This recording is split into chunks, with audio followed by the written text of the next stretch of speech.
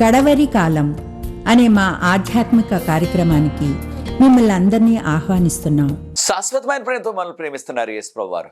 మన కొరకు ఆయన శిలువ మీద ప్రాణం పెట్టారు. ఆయన నమ్మిన వారు అందరికీ ఉచితంగా రక్షణ ఇస్తున్నారు. ఆ ప్రేమ గల యేసుప్రభు వారు త్వరలో వస్తున్నారు రెండోసారి లోకానికి. ఆయన నమ్మిన వారు అందరినీ కూడా పరలోకం తీసుకెళ్తారు. ఆ ప్రేమ గల యేసుప్రభు నామంపేట మిమ్మల్ని అందరినీ కూడా మన కడవరి కాలం కార్యక్రమానికి ఆహ్వానిస్తున్నాను. ప్రియ సోదరి సోదరులారా, మనము మరణము పునరుత్థానము అనే అంశాన్ని బైబిల్ గ్రంథం నుంచి ధ్యానిస్తున్నాం. ఇది 4వ ఎపిసోడు. ఈ దినాన్న మరణించిన భక్తులు కూడా క్రీస్తుతో లేచారా అనే అంశాన్ని బైబిల్ గ్రంథం నుంచి మనం నేర్చుకోబోతున్నాం. ప్రార్థన చేసుకుని ఇది వాక్యంలో కొనసాగుదాం. పరిశుద్ధ ప్రేమగల మా తండ్రి, మీకు స్తుతులు స్తోత్రాలు వందనాలు చెల్లిస్తున్నాం. మమ్మల్ని, మా కుటుంబాలని, మా సంఘాలని మీరు ప్రేమించి మాకు అనుగ్రహిస్తున్న ఈ జీవాహారంకై నీకు వందనాలు చెల్లిస్తున్నాం. మరణించిన భక్తులు కూడా క్రీస్తుతో లేచారా అనే అంశాన్ని మీ వాక్యం నుంచి ధ్యానించి దాని ద్వారా ఆధ్యాత్మికంగా మేము బలపడి మీకు యోగ్యమైన కుమారులుగా కుమార్తెలుగా జీవించే కృప దయచేయండి. ఎవరైతే ఈ కార్యక్రమాన్ని వీక్షిస్తున్నారో, ఇతరులకు పరిచయం చేస్తున్నారో వారందరినీ కూడా ప్రత్యేకంగా దీవించండి. ఈ పరిచర్య ముందుకు కొనసాగడానికి ఎవరైతే సహకరిస్తున్నారో వారందరినీ ప్రత్యేకంగా దీవించమని మీ పరిశుద్ధాత్మతో మమ్మల్ని నింపి పరలోకపు జ్ఞానాన్ని మాకు ప్రసాదించి ఈ లోతైన ఆధ్యాత్మిక మర్మాలు తెలుసుకుని కృప మాకు అనుగ్రహించమని యేసుప్రభు వారి పరిశుద్ధమైన నామమును బట్టి ప్రార్థిస్తున్నాను తండ్రి, ఆమేన్. ప్రియ సోదరి సోదరులారా, మరణించిన భక్తులు కూడా క్రీస్తుతో లేచారా అనే అంశాన్ని మనం ధ్యానిస్తున్నాం. మన అందరికీ తెలిసిన రీతిగా యేసుప్రభు వారు మనందరి కొరకు ఆయన శిలువ మీద ఘోరంగా హింసించబడి మన కొరకు ఆయన అమూల్యమైన రక్తాన్ని కార్చి మన కొరకు ప్రాణాన్ని అర్పించారు. మన పాపాలకి మనకు బదులుగా ఆయన శిలువ మీద ఈ ఘోర మరణాన్ని పొందారు. మత్తయి సువార్త 27:51 గమనించినట్లయితే యేసు ప్రభు మరణించిన ఆ క్షణంలో పెద్ద భూకంపం వచ్చినట్లుగా మనం ఇక్కడ గమనిస్తున్నాం. ఆలయంలో ఉన్న తెర 2గా చీలిపోయింది పైనుంచి కింద వరకు. రాళ్లన్నీ కూడా బద్దలైపోయాయి ఆ భూకంపానికి. అనేక సమాధులు తెరవబడ్డాయి. యెరూషలేము పరిసర ప్రాంతాలన్నీ కూడా సమాధులు గుహల్లో చేస్తారు. లేకపోయినట్లయితే ఆ రాతిని తొలిచి చేసి దాని మీద పెద్ద రాయిని పెట్టేస్తారు. కనుక ఆ యొక్క రాళ్ళు బద్దలైపోయాయి. ఎప్పుడు జరిగింది అది? యేసుప్రభు చనిపోయిన దినాన. యేసుప్రభు ఏ రోజున చనిపోయారు? మన భాషలో ఇప్పుడు శుక్రవారం అంటున్నాం మనం. ఇది వారంలో 6వ దినము. దాన్నే యూదులు సిద్ధపాటు దినం అన్నారు. ఆ దినాన్ని చనిపోయారు యేసుప్రభు వారు. ఆయన ముందుగానే చెప్పినట్లుగా 3వ దినాన్న ఆయన మృత్యుంజయుడై లేచారు. ఆ 3వ దినాన్న, దాన్నే వారంలో మొదటి రోజు అంటున్నాం. మన భాషలో ఇప్పుడు ఆదివారం అంటున్నాం దాన్ని. దేవదూత పరలోకం నుంచి మహా ఆర్భాటంతో మహిమతో దిగి వచ్చారు. ఆ దేవదూత యేసుప్రభు సమాధికి అడ్డుగా పెట్టిన ఆ పెద్ద బండ, పెద్ద రాయిని సునాయాసంగా ప్రక్కకి నెట్టేశారు. ఈ విషయాలు మనం మత్తయి సువార్త 28:2 గమనిస్తున్నాం.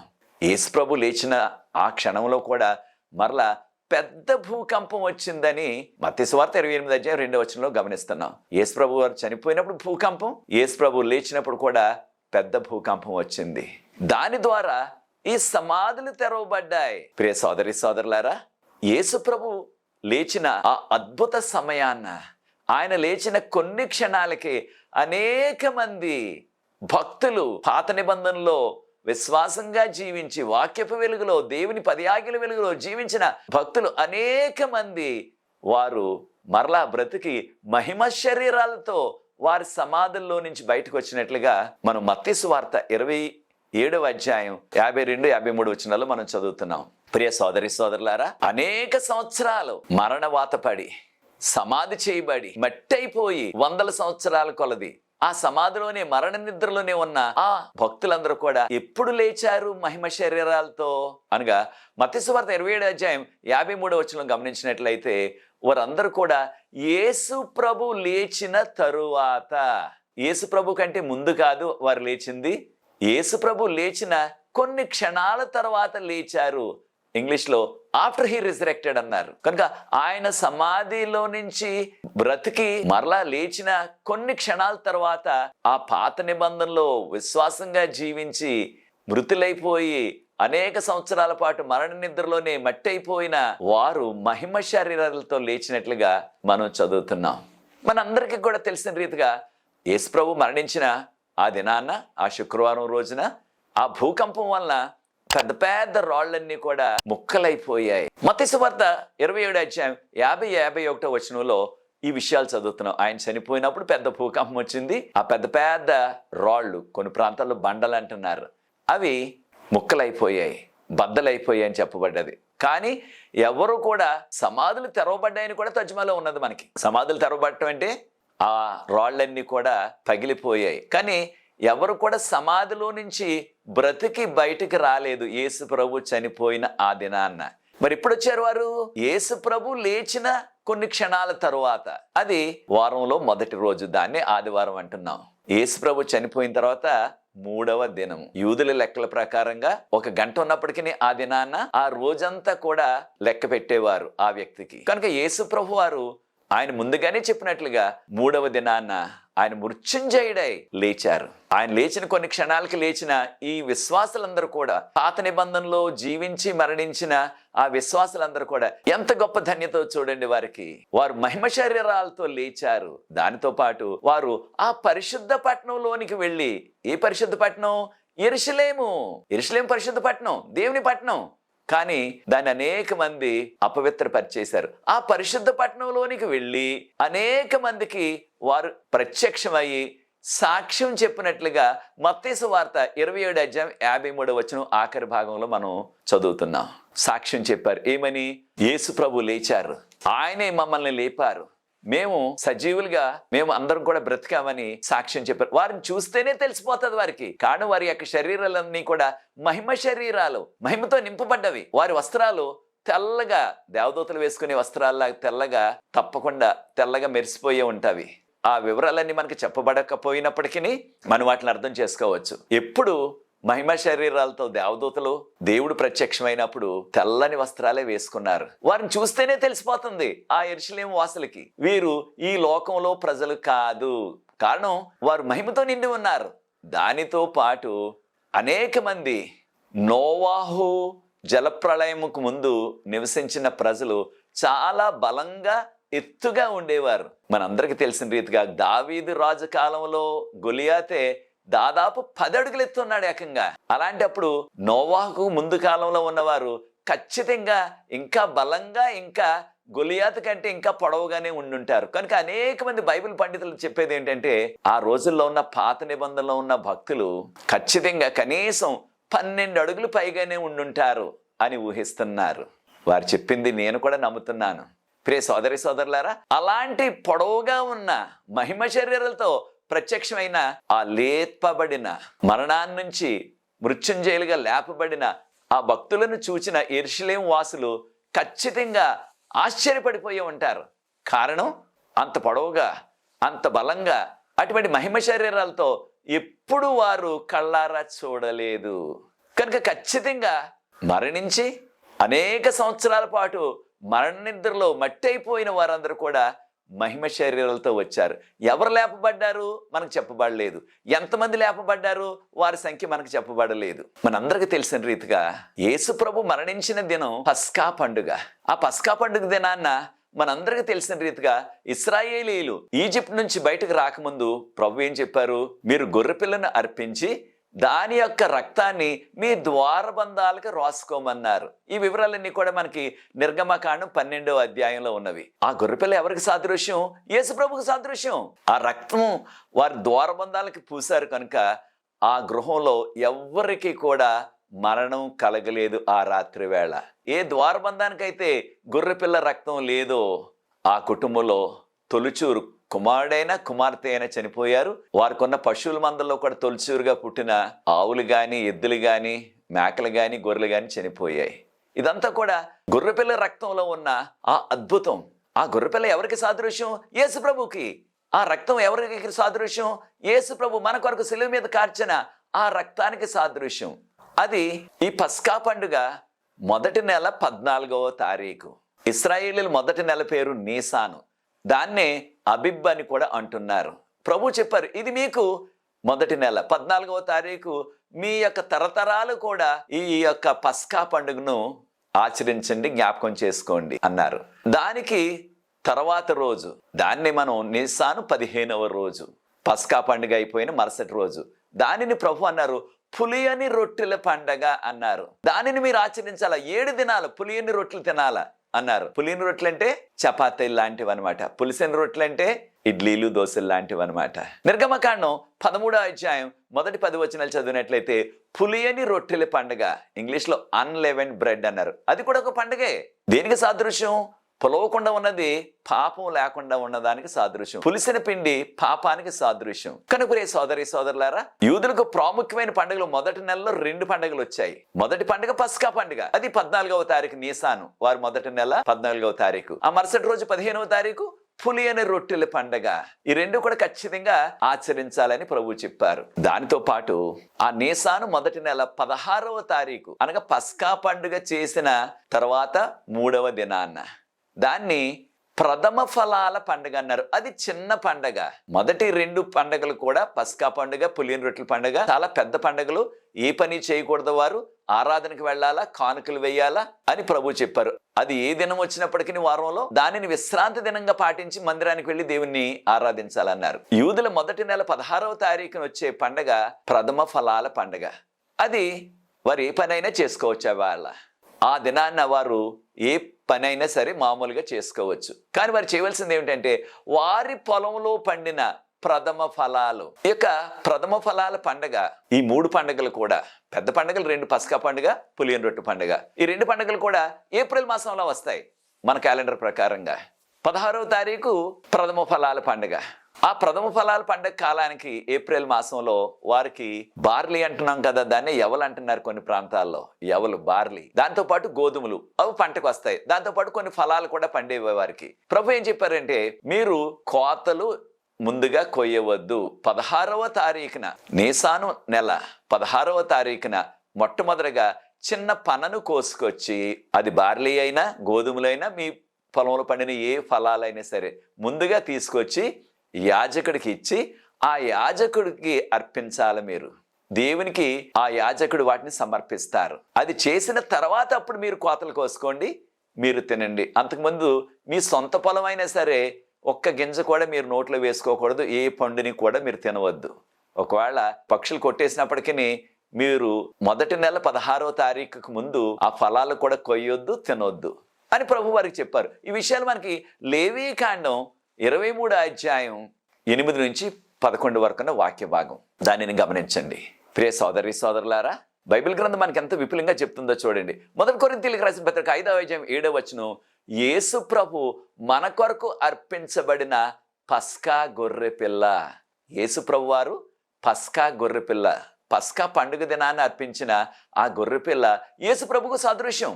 కనుక యేసు ప్రభు మన కొరకు వధించబడిన పస్కా అని 1 కొరింథీయులకు రాసిన పత్రిక 5వ అధ్యాయం 7వ వచనంలో చెప్పబడ్డది. అదే రీతిగా యేసు ప్రభు వారు ఏ దినాన్ని లేచారు, యేసు ప్రభు ఏ తారీఖున లేచారు? ఆయన చనిపోయిన తారీఖు నీసాను మాసం, యూదుల మొదటి నెల నీసాను. ఆ నీసాను నెల 14వ తారీఖు పస్కా పండుగ. ఆ దినాన్ని ప్రభు మరణించారు.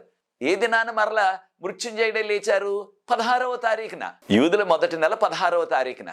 యూదుల మొదటి నెల ఆ నీసాను 16వ తారీఖు, అంటే అది 3వ దినం. కనుక యేసు ప్రభు లేచినది ఆ చిన్న పండగ రోజున. ఏ పండగ? ప్రథమ ఫలాల పండగ దినాన ఆయన లేచారు. పస్కా పండుగ దినాన్ని మరణించారు. అది 14వ తారీఖు. 15వ తారీఖు పులియని రొట్టె పండుగ. 16వ తారీఖు ప్రథమ ఫలాల పండుగ. యేసు ప్రభు లేచింది 3వ దినాన్ని, అనగా ప్రథమ ఫలాల పండగ దినాన్ని లేచారు. చూడండి ఇక్కడ వాక్యం ఏం చెప్తుందో. 1 కొరింథీయులకు రాసిన పత్రిక 15వ అధ్యాయం 20వ వచనం. 1 కొరింథీయులకు రాసిన పత్రిక 15వ అధ్యాయం 20వ వచనంలో యేసు ప్రభు మన కొరకు, మృతులందరి కొరకు లేపబడిన ప్రథమ ఫలము అని చెప్పబడ్డాది. కనుక యేసు ప్రభు ప్రథమ ఫలంగా మృతుల్లో నుంచి లేపబడ్డారు ఆ ప్రథమ ఫలాల పండగ దినాన. కనుకనే ఈ విషయాన్ని ప్రకటన గ్రంథం 1వ అధ్యాయం 5వ వచనంలో యేసు ప్రభు మృతుల్లో నుంచి లేచిన మొదటి వాడు అని చెప్పబడ్డాది. వాస్తవానికి పాత నిబంధనలో మోషే గారు లేపబడ్డారు కదా, కానీ యేసు ప్రభు మృతుల్లోంచి లేపబడిన మొదటి వాడిని ఎందుకు చెప్పబడ్డది ఇక్కడ అంటే, యేసు ప్రభు లేచిన దినాన ఆయనే మొదట మరణాన్ని నుంచి బ్రతికి లేచారు. ఆయన లేచిన కొన్ని క్షణాల తర్వాత అనేక మంది పాత నిబంధనలో మరణించి మట్టి అయిపోయిన భక్తులు కూడా లేచారు. ఆ దినాన మరణాన్ని నుంచి లేచిన వారిలో యేసు ప్రభు మొదటిగా లేచారు. ఈ విషయాన్ని మనం గుర్తించాలా. కనుక యేసు ప్రభువారు మరణాన్ని నుంచి లేచిన వారికి సాదృశ్యంగా ప్రథమ ఫలంగా ఉన్నారు. అదే రీతిగా ఆ దినాన లేచిన అనేక మంది ఆ భక్తులు కూడా మరణాన్ని నుంచి లేచిన వారికి ప్రథమ ఫలాలుగా సాదృశ్యంగా ఉన్నారు. అందరూ లేపబడలేదు. ప్రథమ ఫలాలంటే కొన్ని తీసుకువెళ్తారు, వారు దశంభాగాన్ని తీసుకువెళ్ళరు. ఆ దినాన కొన్ని మంచిగా ఉన్న, పెద్దగా ఉన్న, చక్కగా ఉన్న ఫలాల్ని తీసుకువెళ్తారు. అదే రీతిగా కొంతమంది భక్తులు పాత నిబంధనలో జీవించిన వారు లేచారు. వారు కూడా చనిపోయిన వారికి ప్రథమ ఫలాలుగా సాదృశ్యం. ఆ లేపబడ్డ భక్తులు మరి ఎక్కడికి వెళ్ళిపోయారు? మరలా వారు కొంతకాలం జీవించి ఈ లోకంలో మరలా మరణించారా? అది కానే కాదు. ప్రభువారు లాజరును లేపారు 4వ దినాన్న. యేసు ప్రభు ఈ లోకంలో ఉన్నప్పుడు చనిపోయిన లాజరు సమాధిలో 4 దినాలు సమాధి చేయబడి ఉన్న ఆ లాజరును లేపారు. మనకు సంఘ చరిత్ర చెప్పేది మరలా కొంతకాలం జీవించిన తర్వాత వృద్ధాప్యంలో లాజరు గారు సైప్రస్లో చనిపోయారని సంఘ చరిత్ర చెప్తుంది మనకి. కానీ మహిమ శరీరాలతో ఎవరైతే లేస్తారో వారికి ఎప్పుడు కూడా మరణము రాదు. కారణం యేసు ప్రభుతో లేచిన వారు మహిమ శరీరాలతో లేచారు కనుక వారు ఎప్పుడు కూడా ఈ లోకంలో మరణించవలసిన పరిస్థితి లేదు. ఆ లేచిన భక్తులందరినీ కూడా ఆ ఉదయాన్నే యేసు ప్రభు వారు పరలోకానికి తీసుకువెళ్ళిపోయారు. దేనికి సాదృశ్యంగా? మరణించిన వారి తరపున ప్రథమ ఫలాలుగా పరలోకం తీసుకువెళ్ళి పరలోకంలో తండ్రి అయిన దేవునికి ప్రథమ ఫలాలుగా, చనిపోయిన భక్తులందరి తరపున ప్రథమ ఫలాలుగా వీరిని లేపి పరలోకం తీసుకువెళ్ళి ఆ ఉదయాన్నే తండ్రి అయిన దేవునికి సమర్పించినట్లుగా వాక్యంలో మనం చదువుతున్నాం. అయితే ప్రియ సోదరి సోదరులారా, ఒక విషయాన్ని కూడా గమనించాలా. మనకి ఎలా తెలుసు యేసు ప్రభు వారు పరలోకానికి తీసుకువెళ్ళిపోయారా ఉదయాన్ని అనే ప్రశ్న కూడా మనకు వస్తుంది. యేసు ప్రభు వారు మరణం నుంచి లేచిన తర్వాత మొట్టమొదటిగా ఎవరికి ప్రత్యక్షమయ్యారు? మగ్దలేని మరియకు ప్రత్యక్షమయ్యారు. ఈ విషయాలు మనం యోహాను సువార్త 20:15 నుంచి చదువుతున్నాం. యోహాను గారు మాత్రమే ఈ ప్రత్యేకమైన విషయాలు మన కొరకు పొందుపరిచి రాశారు. మరియా ఆ కనుచీకటిలో ఎంతో దుఃఖంతో, ఆయన సమాధి తెరవబడ్డాది, ఎవరూ లేరు అక్కడ, ఆయన శరీరం లేదు అక్కడ. ఎంతో దుఃఖంతో దుఃఖిస్తుండగా యేసు ప్రభు వారు ప్రశ్నించి, అమ్మ నువ్వు దేని కొరకు దుఃఖిస్తున్నావు, ఎవరి కొరకు వెతుకుతున్నావు అని ప్రశ్నించారు. ఆ కనుచీకట్లో యేసు ప్రభుని తను గుర్తించలేదు. అప్పుడు మగ్దలేని మరియ అన్నది, తోటమాలి అనుకుని నా ప్రభు యొక్క శరీరాన్ని మీరు తీసుకువెళ్ళి ఎక్కడైనా ఉంచినట్లయితే నాకు చెప్పండి, నేను వెంటనే తీసుకెళ్ళిపోతాను అన్నది. అప్పుడు వెంటనే ప్రభువారు మగ్దలేని మరియను పేరుతో పిలిచారు. యోహాను సువార్త 20:16 మరియా అని పిలిచారు. ఇంగ్లీష్లో మేరీ అంటున్నాం కదా. వెంటనే ఆ కనుచీకట్లో కూడా యేసు ప్రభు స్వరాన్ని గుర్తుపెట్టింది. అప్పుడు వెంటనే స్పందిస్తూ మగ్దలేని మరియ అన్నది, రబ్బూని అనగా నా బోధకుడా. అప్పుడు ప్రభువారు అన్నారు, నన్ను నీవు ముట్టుకోవద్దు. తక్కిన సువార్తకారులు రాశారు, మగ్దలేని మరియ తను వంగుని ఆయన పాదాలు పట్టుకుని ఆయన్ని పూజించాలని ప్రయత్నిస్తుంటే ప్రభువారు అన్నారు, నన్ను ముట్టుకోవద్దు, నేను ఇంకా తండ్రి వద్దకు వెళ్ళలేదు. యోహాను సువార్త 20:17 నేను ఇంకా తండ్రి వద్దకు వెళ్ళలేదు కనుక నన్ను నీవు ముట్టుకోవద్దు. తండ్రి అనగా తండ్రి అయిన దేవుడు. ప్రియ సోదరి సోదరులారా, విశ్వాసులుగా మనలో అనేక మందికి 99% విశ్వాసులకు ఉన్న ఒక అపోహ, ఇది అపోహ మాత్రమే. ఇంగ్లీష్లో మిస్కన్సెప్షన్ అంటున్నాం. బైబిల్లో ఇది చెప్పబడలేదు. ఏంటి అపోహ? మనకున్న అపోహ ఏమిటంటే చనిపోయిన వెంటనే వారు మంచివారు అయినట్లయితే వెంటనే పరలోకం వెళ్ళిపోతారు, వారు చెడ్డవారైతే వెంటనే నరకానికి వెళ్ళిపోతారు అన్నట్టుగా మనం ఊహిస్తున్నాం. బైబిల్ గ్రంథం ఎక్కడా కూడా మనకి చెప్పబడలేదు చనిపోయిన వెంటనే ఆ భక్తుని యొక్క ప్రాణం, దాన్ని కొంతమంది ఆత్మ అంటున్నారు, అది పరలోకం వెళ్ళిపోతుంది అంటున్నారు. యేసు ప్రభు ఏమంటున్నారు మగ్దలేని మరియతో, నేను ఇంకా తండ్రి వద్దకు వెళ్ళలేదు. ఎన్ని దినాలు అయిపోయింది ఆయన మరణించి? 3 దినాలు అయిపోయింది. 3 దినాల వరకు ఇంకా నేను తండ్రి దగ్గరికి వెళ్ళలేదు. తండ్రి ఎక్కడ ఉంటారు? పరలోకంలో ఉంటారు. నేను ఇంకా పరలోకం వెళ్ళలేదు అంటున్నారు. అనగా మనకున్న ఆ అపోహ, చనిపోయిన వెంటనే మంచివారైతే వారు పరలోకం వెళ్ళిపోతారు, వారి ప్రాణం పరలోకం వెళ్ళిపోతుంది అని మనం ఊహిస్తున్నాం. బైబిల్ గ్రంథంలో దానికి ఏ ఆధారం, వాక్య ఆధారం లేదు మనకి. చాలా సందర్భాల్లో వాక్యంలో లేని విషయాలు, వాక్యాధారం లేని విషయాలు నమ్ముతున్నాం విశ్వాసులుగా. మనం అనేక మందికి ఇదే సత్యం అన్నట్లుగా ప్రకటించేస్తున్నాం. అది సరికాదు. వాక్యంలో ఉంటే నమ్ముదాం, వాక్యంలో ఉంటే దాన్ని బోధిద్దాం. లేకపోయినట్లయితే మనము ఊరకనే ఉండాల. బైబిల్ ఏం చెప్తే అదే చెప్పాలి. మనందరికీ తెలుసు యేసు ప్రభువారు శుక్రవారం మరణించారు, ఆదివారం లేచారు మొదటి దినాన. యోహాను సువార్త 20:17 చివరి భాగాన్ని గమనించండి. యేసుప్రభు వారు ఏమన్నారు మగ్దలేని మరియతో? నేను నీ వెళ్ళి నా శిష్యులకు చెప్పు, నేను నా దేవుని యొద్దకు మీ దేవుని యొద్దకు వెళ్తాను, తర్వాత మిమ్మల్ని గలిలయలో కలుసుకుంటాను అని చెప్పమన్నారు. కనుక యేసుప్రభు పరలోకం వెళ్ళింది ఆయన చనిపోయి తిరిగి లేచిన తరువాత. అంతేగాని ఆయన చనిపోయిన తర్వాత పరలోకం వెళ్ళిపోయారు, కొంతమంది ఏమో పరదేశి వెళ్ళిపోయాడని చెప్తున్నారు. నిజమే, ఆయన దొంగతో చెప్పారు ఏమని? నేడే నీకు నేను అభయం ఇస్తున్నాను, నేడే నీకు చెప్తున్నాను, నీవు నాతో పరదేశంలో ఉంటావన్నారు.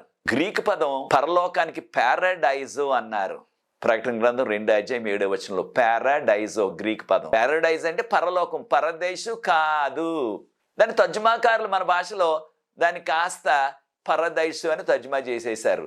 దానికి పెద్దగా చాలామంది ఈ దినాల్లో పరదేశం గురించి అనేకమైనవి వారు ఊహిస్తూ చెప్తున్నారు. బైబిల్ ఆధారం మనకు కనిపించట్లేదు. యేసుప్రభు మాత్రం మరణించిన తర్వాత నేను ఎక్కడికి వెళ్ళలేదు అనగా ఆయన మరణ నిద్రలోనే ఉన్నారు. ఆయన ఎప్పుడు వెళ్ళారు పరలోకానికి? ఆయన మాటల్లోనే. యోహాను సువార్త 20:17 ఆఖరి భాగంలో నేను నా తండ్రి యొద్దకు మీ తండ్రి యొద్దకు, నా దేవుని యొద్దకు మీ దేవుని యొద్దకు వెళ్తున్నాను అన్నారు. కనుక యేసుప్రభు వారు ఆ 3 దినాలు కూడా మరణ నిద్రలోనే ఉన్నారు ఆయన లేచే వరకు కూడా. కనుక ప్రియ సోదరి సోదరులారా, ప్రతి విశ్వాసి కూడా మరణించిన తర్వాత యేసుప్రభు రెండవసారి వచ్చే వరకు కూడా వారు మరణ నిద్రలోనే ఉంటారు, వారు మట్టి అయిపోతారు. యేసుప్రభు యొక్క బోరధ్వని విని వారు మహిమ శరీరాలతో లేచి వస్తారు. ఈ లేపబడిన భక్తులు ఎప్పుడు పరలోకం తీసుకువెళ్ళబడ్డారు అంటే యేసుప్రభు లేచిన ఉదయాన్నే తీసుకెళ్ళిపోయారు. మగ్దలేని మరియకు ప్రభు వారు ఈ మాటలు పలికిన తర్వాత ఉదయాన్నే ఇంకా కొనచీకటిగానే ఉన్నది. తర్వాత యేసుప్రభు వారు ఇక ఆ దినాన్న ఎవ్వరికీ ప్రత్యక్షం అవ్వలేదు. దేనివల్ల? ఆయన చెప్పారు కదండి, నా తండ్రి యొద్దకు మీ తండ్రి యొద్దకు, నా దేవుని యొద్దకు మీ దేవుని యొద్దకు వెళ్తున్నానన్నారు మగ్దలేని మరియతో. యోహాను సువార్త 20:17 ఆఖరి భాగంలో అదే చేశారు ఆయన. ఆయన వెళ్తూ వెళ్తూ ఎవరిని కూడా తీసుకువెళ్లారు? ఆయనతో లేపబడిన పాత నిబంధనలో మరణించిన భక్తులు మహిమ శరీరంతో లేచారు కనుక వారిని కూడా తీసుకువెళ్ళిపోయారు ప్రభువారు. తీసుకువెళ్ళిపోయి ఆ దినం ప్రథమ ఫలాల దినం కనుక ఈ భూలోకంలో అయితే వారికి పండిన ఆ పంటలోని ప్రథమ ఫలాలు దేవుని సన్నిధికి అర్పించాల. యేసు ప్రభువారు ఈ మరణించిన భక్తులని లేపి వారిని పరలోకం తీసుకువెళ్ళి తండ్రి అయిన దేవునికి ఆయన వీరిని ప్రథమ ఫలాలుగా దేవునికి అర్పించారు. ఆ ప్రథమ ఫలాల దినాన భూలోకంలో ప్రథమ ఫలాల పండుగ, పరలోకంలో బ్రతికిన ఆ భక్తులందరినీ కూడా ప్రథమ ఫలాలుగా తండ్రి అని దేవునికి అర్పించారు. ఈ విషయం మనం ఎఫెసీయులకు రాసిన పత్రిక 4:8 యేసు ప్రభువారు పరలోకానికి ఎక్కి వెళ్ళినప్పుడు ఆయనతో పాటు చెరపట్టబడ్డవారు, మరణం వలన వారు చెరపట్టబడ్డారు, మరణ నిద్రలో వారిని ఆయన పరలోకానికి తీసుకువెళ్ళిపోయారని ఎఫెసీయులకు రాసిన పత్రిక 4:8 మనం చదువుతున్నాం. దాంతోపాటు ఎఫెసీయులకు రాసిన పత్రిక 4:8 ఆఖరి భాగాన్ని గమనించినట్లయితే వారిని, ఎవరిని? యేసు ప్రభుతో పాటు వారు కూడా మహిమ శరీరాలతో లేపబడి వారు పరలోకానికి తీసుకువెళ్ళబడి వారిని మానవుల తరపున అనగా మన తరపున దేవునికి బహుమతులుగా సమర్పించబడ్డారని ఎఫెసీయులకు రాసిన పత్రిక 4:8 ఆఖరి భాగంలో మనం గమనిస్తున్నాం. కనుక ప్రియ సోదరి సోదరులారా, యేసు ప్రభువారు ఆయన లేచిన ఉదయాన్నే ఈ లేపబడ్డ భక్తులందరినీ కూడా పరలోకం తీసుకువెళ్ళిపోయారు. వారందరినీ కూడా తండ్రి అయిన దేవునికి ప్రథమ ఫలాలుగా మన తరపున అర్పించేశారు. కనుక ఆ దినమంతా కూడా యేసు ప్రభువారు ఈ భూమి మీద ఎవ్వరికీ కూడా ప్రత్యక్షం అవ్వలేదు. కారణం యేసు ప్రభువారు పరలోకంలో ఉన్నారు ఆ దినమంతా కూడా తన తండ్రితో, ఈ తీసుకువెళ్ళిన భక్తులతో. మరలా యేసుప్రభు వారు భూమి మీద ఎప్పుడు ప్రత్యక్షమయ్యారు ఆయన లేచిన దినాన? సాయంత్రం. ఇద్దరు వ్యక్తులు వారి గ్రామానికి, యెరూషలేము నుంచి వారి గ్రామం ఎమ్మాయి అనే గ్రామం 8 మైళ్ళ దూరం, అక్కడికి వెళ్తున్నారు. వారితో పాటు యేసుప్రభు వారు కూడా ఒక బాటసారిలాగా ప్రత్యక్షమయ్యి ఆయన వారితో మాట్లాడుతూ వెళ్ళారు. వారిద్దరి పేర్లు కూడా మనకి లూకాసు వార్తలో క్లియోఫా అని, సీమోన్ అని చెప్పబడ్డది. వారితో వెళ్తుంటే వారికి పెద్ద మనసు, దాదాపుగా సాయంత్రం అయిపోతుంది. వారు అన్నారు, మీరు ఇంకా దూరం వెళ్ళేలాగున్నారు, ఈ రాత్రి వేళ ప్రయాణం చేయటం క్షేమం కాదు, మా ఇంటి వద్దకు వచ్చి మా ఇంటి వద్దే బస చేయి, మీకు భోజనం పెడతాం, మీకు ఆశ్రయం ఇస్తాం, నిద్రపోవటానికి కాస్త స్థలం ఇస్తామన్నారు. ఆయన ఎవరో తెలియదు వారికి, యేసుప్రభు అని తెలియదు వారికి, వారు గుర్తించలేదు. అయినప్పటికీ ఎంత పెద్ద మనసుతో ఆదరించారో చూడండి. ఆయనకు భోజనం పెట్టినప్పుడు ఆయన ఆ రొట్టెని తీసుకొని ప్రార్థించి ఆ రొట్టెని విరిచి వారికి ఇచ్చారు. అప్పుడు వారి నేత్రాలు తెరవబడ్డాయి. అప్పుడు వారు గుర్తించారు యేసు ప్రభు అని. అనగా పగలంతా కూడా ఆయన పరలోకంలో ఉన్నారు. సాయంత్రం వేళ మరలా భూమి మీదకి తిరిగి వచ్చి ఆ భక్తులిద్దరికీ కూడా ప్రత్యక్షమయ్యారు. ఎమ్మాయి వరకు కూడా ఆయన వెళ్ళారు. ఈ విషయాలు మనం లూకాసు వార్త 24 అధ్యాయం 13 నుంచి 31 వరకు ఉన్న వాక్య భాగంలో మనం గమనిస్తున్నాం. ప్రియ సోదరి సోదరులారా, ఈ లేపబడి పరలోకం తీసుకువెళ్ళబడిన భక్తులు పరలోకంలో ఏం చేస్తున్నారు ఇప్పుడు అనే ప్రశ్న కూడా మనకు వస్తుంది. వీరిలో 24 మందిని ప్రభు ఎంపిక చేసి వారిని యాజకులుగా ఆయన సింహాసనం చుట్టూ కూర్చునే అదృష్టాన్ని ప్రభు ఇచ్చారు. ఈ విషయాలు ప్రకటన గ్రంథం 4వ అధ్యాయంలో చదువుతున్నాం. ఆయన సింహాసనం చుట్టూ 24 పెద్దలు ఉన్నారు. 24 సింహాసనాలు వేయబడ్డాయి. ఆ సింహాసనాల మీద వారు ఆసీనులై ఆయన స్తుతిస్తున్నారు. లేపబడిన వారు అనేక మంది, 24 మాత్రమే కాదు, కానీ అనేక మంది లేపబడి పరలోకం తీసుకువెళ్ళబడిన భక్తుల్లో 24కి ఈ ఆధిక్యత ప్రభు ఇచ్చారు. ఆయన యొక్క సింహాసనం చుట్టూ ఆయనకి పరిచర్య చేయటానికి పెద్దలుగా ఎంచుకున్నారు 24 పెద్దలు. కనుక ఈ 24 పెద్దలు కూడా దేవదూతలు కాదు, ఈ భూమి మీద నుంచి లేపబడిన భక్తులు. యేసు ప్రభు లేచినప్పుడు పరలోకానికి తీసుకువెళ్ళబడిన భక్తుల్లో నుంచి 24 మందిని దేవుడు ఎంచుకొని వారిని 24 పెద్దలుగా నియమించారు పరలోకంలో ఆయన సింహాసనం చుట్టూ కూడా. ప్రియ సోదరి సోదరులారా, చివరిగా మనం గమనించినట్లయితే ప్రభు ముందుగానే వాగ్దానం చేశారు. ఆయన ఎవరైతే నమ్ముకుంటారో వారు ఆయన రక్త ప్రోక్షణతో, ఆయన రక్తం చేత కడగబడి వారిని పరలోకంలో రాజులుగాను యాజకులుగాను చేస్తానని ప్రకటన 1వ అధ్యాయం 6వ వచనంలో రాజులుగాను యాజకులుగాను చేస్తానంటున్నారు. ఎంత ధన్యతో చూడండి. కనుక ప్రియ సోదరి సోదరులారా, విశ్వాసులుగా మన కుటుంబస్తులు కానీ మన స్నేహితులు కానీ ఎవరు మరణించినప్పటికీ ఒక దినాన్ని మనకు కూడా మరణం రావచ్చు. రెండవ రాకడకు ముందు మనము అన్యుల వలె దుఃఖించకుండా ఈ విశ్వాసంతో కొనసాగి యేసు ప్రభు లేచారు కనుక నాకు కూడా ఒక నిరీక్షణ ఉన్నది. ఒక దినాన్ని నేను కూడా ఆయనలాగే లేస్తాను. ఆయనతో పాటు అనేక మంది పాత నిబంధనలు జీవించిన భక్తులు 10 ఆజ్ఞల వెలుగులో జీవించారు కనుక, విశ్వాసంతో మరణించారు కనుక వారు కూడా లేపబడ్డారు. మత్తయి 27వ అధ్యాయం 52-53 వచనాల ప్రకారంగా ఏ విశ్వాసం అయినప్పటికీ మరణించినట్లయితే యేసు ప్రభు త్వరలో వస్తున్నారు రెండోసారి. వారు ఎన్ని సంవత్సరాల క్రిందట మరణించి మరణ నిద్రలో మట్టి అయిపోయినప్పటికీ వారు మహిమ శరీరాలతో లేపబడి ప్రభు పరలోకం తీసుకెళ్తారు. దానిని నీవు విశ్వసిస్తున్నట్లయితే ప్రియ సోదరి సోదరుడా, నీకు కూడా ఆ నిరీక్షణ ఉన్నట్లయితే నాతో ఏకీభవించండి. విశ్వాసులు ఎవరైతే మరణిస్తారో వారికి ఖచ్చితంగా పునరుత్థానం ఉన్నది. మరలా వారు బ్రతుకుతారు. వారికి మహిమ శరీరాలు, దేవదూతలు లాంటి శరీరాలు వస్తాయి. ఇక ఎప్పుడు కూడా మరణము, వ్యాధులు, వృద్ధాప్యం రాదు. కలకాలం ప్రభుతో పరలోకంలో జీవిస్తారు. అది నీ నిర్ణయం అయినట్లయితే నీవు కూడా అలా జీవించాలని, నీ కుటుంబ సభ్యులు కూడా అలా జీవించాలని నాతో ఏకీభవించండి. ప్రార్థించి ఈ యొక్క 4వ వర్తమానాన్ని ముగిస్తున్నాను. అనేకమైన విషయాలు ఉన్నాయి కనుక 5వ ఎపిసోడ్లో కూడా మరికొన్ని విషయాలు మనం నేర్చుకోబోతున్నాం. ప్రార్థన. పరిశుద్ధ ప్రేమగల మా తండ్రి, మీకు స్తుతులు స్తోత్రాలు వందనాలు చెల్లిస్తున్నాం. మాకు ఇచ్చిన ఈ గొప్ప నిరీక్షణకై వందనాలు చెల్లిస్తున్నాం. మిమ్మల్ని నమ్ముకొని మీ వాక్యపు వెలుగులు, మీ ఆజ్ఞల వెలుగులు ఎవరైతే జీవిస్తారో వారు మరణించినప్పటికీ, మట్టి అయిపోయినప్పటికీ ఒక దినాన మరలా మహిమ శరీరంతో లేస్తారని ఆ యొక్క నమ్మకాన్ని, ఆ యొక్క భరోసాను, నిరీక్షణ మాకు ఇచ్చినందుకు వందనాలు చెల్లిస్తున్నాం. ఈ వాక్యాన్ని వీక్షిస్తున్న ప్రతి వ్యక్తిని ఆశీర్వదించండి. ఈ నిరీక్షణతో ఈ లోకంలో మేము జీవించే కృపదాయి చేయండి.